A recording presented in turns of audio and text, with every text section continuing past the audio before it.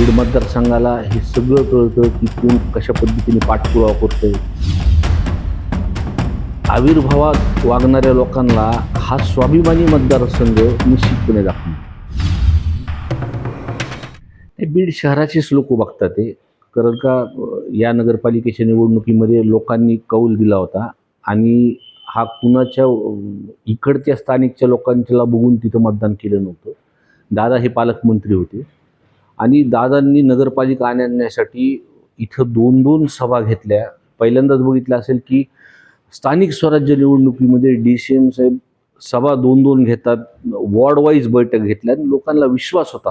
कारण का दादांनी सांगितलं होतं की शेवटच्या भाषणामध्ये दादा जी शेवटची सभा होती ते सांगितलं होतं की तुम्ही मला एकदा नगरपालिका ताब्यात द्या, मी बीडची बारामती करेल.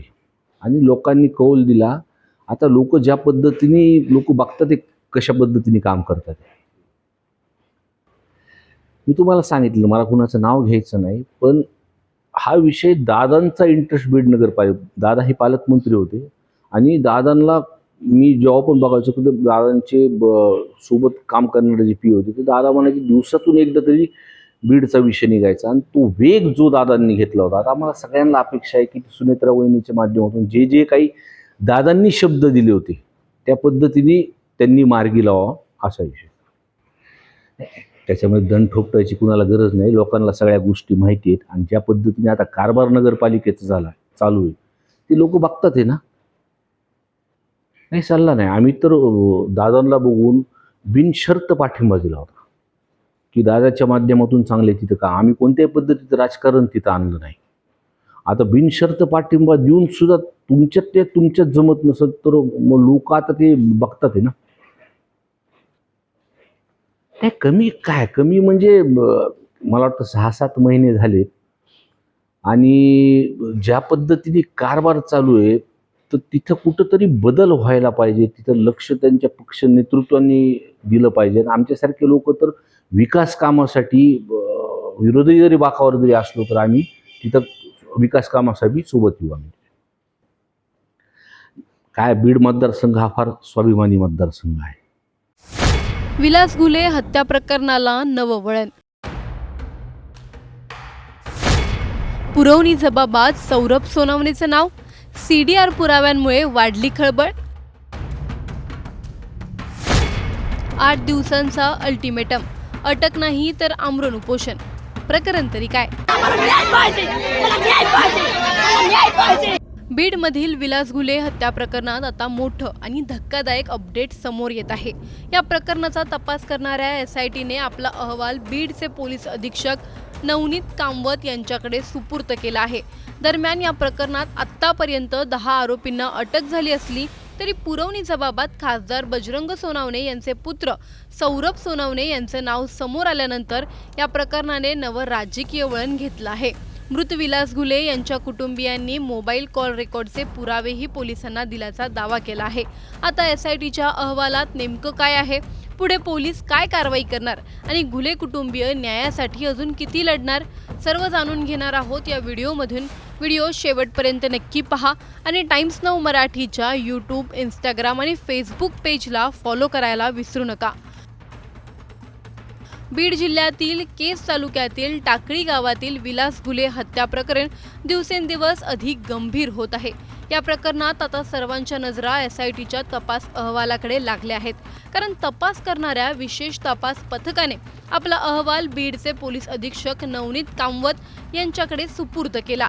त्यामुळे या प्रकरणात पुढे कोणत्या दिशेने तपास होणार, आणखी कोणावर कारवाई होणार का, याकडे संपूर्ण जिल्ह्याचे लक्ष लागलंय. या प्रकरणात पोलिसांनी आतापर्यंत एकूण 10 आरोपींना अटक केली आहे. विविध ठिकाणी विशेष पथके पाठवून आरोपींना ताब्यात घेण्यात आलं. अटक केलेल्या आरोपींना न्यायालयात हजर करण्यात येत असून पुढील तपास सुरू आहे. मात्र या प्रकरणाला सर्वात मोठं वळण मिळालं ते पुरवणी जबाबामुळे. मृत विलास घुले यांच्या कुटुंबियांनी दिलेल्या पुरवणी जबाबात खासदार बजरंग सोनवणे यांचे पुत्र सौरभ सोनवणे यांचं नाव घेतल्याचा दावा करण्यात आला आहे. या नावामुळे संपूर्ण प्रकरणाची राजकीय चर्चा सुरू झाली आहे. मृत विलास घुले यांचे बंधू रमेश घुले यांनी नुकतीच बीडचे पोलीस अधीक्षक नवनीत कामत यांची भेट घेतली। या भेटीदरम्यान त्यांनी काही महत्त्वाचे पुरावे पोलिसांकडे सादर केल्याचा दावा देखील आहे।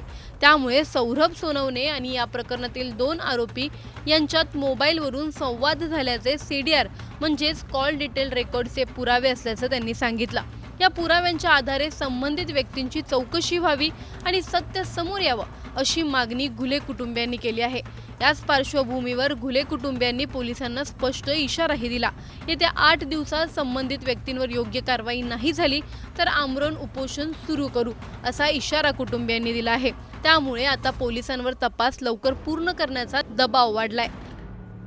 या हत्या प्रकरणाची सुरुवात 20 जूनच्या रात्री घडलेल्या एका हिंसक घटनेतून झाली होती। पोलिसांच्या माहितीनुसार एका व्यक्तीवर पूर्वनियोजित हल्ला करण्यात आला। त्यावेळी मध्यस्थी करण्यासाठी गेलेल्या विलास घुले यांच्यावर धारदार शस्त्राने वार करण्यात आले आणि त्यांचा मृत्यू झाला। सुरुवातीपासूनच हा प्रकार पूर्वनियोजित कट असल्याचा संशय व्यक्त करण्यात येत होता। या घटनेनंतर केज तालुक्यात संतापाची लाट उसळली। हजारो नागरिक रस्त्यावर उतरले। विलास घुले यांच्या पार्थिवासह सलग 3 दिवस रास्ता रोको आंदोलन देखील करण्यात आलं। एका दिवशी तर मृतदेह तब्बल 9 तास पोलीस ठाण्यासमोर ठेवून आंदोलन केलं होतं। आंदोलकांची एकच मागणी होती, या हत्येतील प्रत्येक आरोपीला अटक झाली पाहिजे आणि या कटामागचा खरा सूत्रधार समोर आला पाहिजे।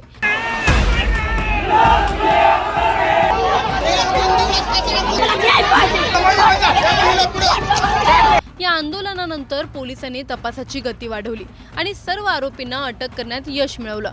मात्र आंदोलकांचं म्हणणं आहे की ही फक्त प्रत्यक्ष आरोपी अटकेत असून चालणार नाही, तर या संपूर्ण कटामागे कोण होतं, कोणाचा प्रभाव होता आणि कोणाचा सहभाग होता याचाही तपास झाला पाहिजे। दरम्यान या प्रकरणाची दखल राज्याच्या राजकारणातही घेण्यात आली।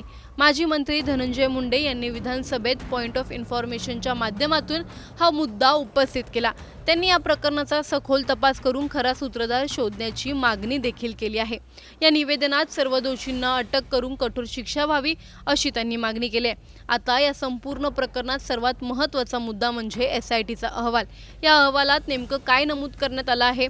पुरवणी जबाबात आलेल्या नावांची पडताळणी झाली आहे का? सादर करण्यात आलेल्या CDR पुराव्यांचं पोलिसांनी तांत्रिक विश्लेषण केलं आहे का? आणि त्यातून पुढे कोणती कारवाई होणार?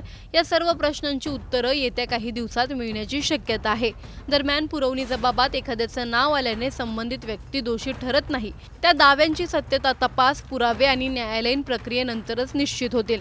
पोलिसांनीही या सर्व बाबींची चौकशी करून पुढील कारवाई केली जाईल असं स्पष्ट केलं आहे। मात्र या प्रकरणाने बीड जिल्ह्यातील कायदा सुव्यवस्था, तपास यंत्रणेवरील विश्वास आणि राजकीय प्रभावाबाबत अनेक प्रश्न पुन्हा एकदा ऐरणीवर आणलेत। SITच्या अहवालात नेमकं काय आहे? पुरवणी जबाबात नाव आल्यानंतर पुढची चौकशी कितपत निष्पक्ष होईल? घुले कुटुंबियांनी दिलेले CDR पुरावे तपासात किती महत्त्वाची भूमिका बजावतील? 10 आरोपी अटकेत आहेत, पण या हत्येचा खरा सूत्रधार समोर येणार का? जर एखाद्या प्रभावशाली व्यक्तीचं नाव तपासात समोर आलं तर कायदा सर्वांसाठी समान पद्धतीने लागू होईल का? आंदोलन झालं नसतं तर इतक्या वेगाने तपास झाला असता का? घुले कुटुंबियांना न्याय मिळेल का की हा तपासही काळाच्या ओघात मंदावेल? या सर्व प्रश्नांची उत्तरं आता SITच्या अहवालावर होणारी पुढील कारवाई, पोलिसांचा तपास आणि न्यायालयीन प्रक्रियेनंतरच स्पष्ट होतील। तुम्हाला या प्रकरणी नेमकं काय वाटतं? आम्हाला कमेंटमध्ये नक्की कळवा। व्हिडिओ लाईक व शेअर करायला विसरू नका। तसंच अशा नवनवीन अपडेट्ससाठी आणि माहितीपूर्ण व्हिडिओजसाठी टाइम्स नाऊ मराठीला नक्की फॉलो करा।